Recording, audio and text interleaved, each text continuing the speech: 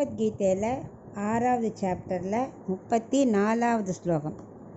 சஞ்சலம் ஹி மன கிருஷ்ண பிரமாதி பலவத்ருடம் தஸ்யாஹம் நிக்ரஹம் மன்யே வாயோரிவசு துஷ்கரம். அர்ஜுனன் சொல்லின்னு இருக்கான் இந்த ஸ்லோகத்துலேயும். இந்த மனசை அவ்வளோ சுலபமாக அடக்க முடியும்னு எனக்கு தோணலையே.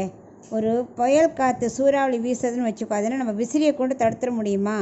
அது மாதிரி மனசு கண்டபடி ஓடுறது, எப்போ பார்த்தாலும் சஞ்சலம், கலங்க வைக்கிறது, புலன் பின்னாடியே ஓடுறது, ரொம்ப அதுக்கு பலம் ஜாஸ்தி, நம்ம கட்டுக்குள்ளேயே அடங்க மாட்டேங்கிறதே, ரொம்ப கஷ்டமாக இருக்கும்னு எனக்கு தோன்றதே. நம்ம அப்படியே புலம்புறான் அர்ஜுனன். அதாவது இந்த மனசு இருக்கு இல்லையா, அது மாறிண்டே இருக்கும். நம்ம ஆசைக்கு ஏற்ற மாதிரி, ஆசை ஒரே மாதிரி இருக்காது. இன்றைக்கி ஒன்று பிடிக்கும், நாளைக்கு வேறு பிடிக்கும்.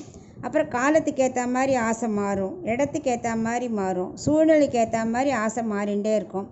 பணக்கார ஏழை, படித்தவன் படிக்காதவன், ஒவ்வொருத்தருக்கும் மனசு மாறிண்டே தான் இருக்கும், சஞ்சலம் அடைஞ்சுட்டே இருக்கும். அதே மாதிரி ஒரு பொருளை ஒரு இடத்துல வச்சுருப்போம், அது கொஞ்ச நாள் ஆச்சுன்னா அந்த இடம் போர் அடிக்கும், உடனே இடத்த மாற்றி வைப்போம். தினம் ஒரே மாதிரி சமைச்சா பிடிக்காது. அந்த மாதிரி மாறிண்டே இருக்கக்கூடிய மனசை கட்டுப்படுத்துறது எப்படின்னு அவனுக்கு ஒரு சந்தேகம். அது மட்டும் இல்லை, மனசு எப்பவுமே கலங்கின்றே இருக்கும்.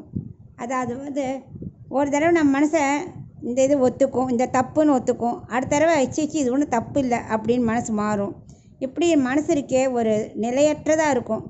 அப்புறம் அதுக்கு ரொம்ப பலம் ஜாஸ்தி. இந்திரியங்களை கூட கொஞ்சம் கண்ட்ரோல் பண்ண ட்ரை பண்ணலாம், ஆனால் இந்த மனசு இருக்கே அது கேட்கவே கேட்காது, ஓடிண்டே இருக்கும். எப்படிவா அது ரொம்ப ஜாஸ்தி இல்லை அந்த மனசுக்கு. ஏன்னா அதனால தான் அழுக்கு படிஞ்சு இருக்குது.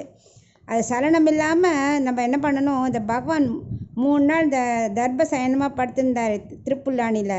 அந்த மாதிரி மனசை சலனம் இல்லாமல் வச்சுக்கிறதுக்கு யோகம்தான் முக்கியம்.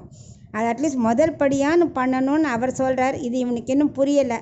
கட்டுப்படுத்த முடியுமா, எனக்கு வழி சொல்லுன்னு அவன் கலங்கியிருக்கான். அதுதான் இந்த ஸ்லோகம் சொல்கிறது.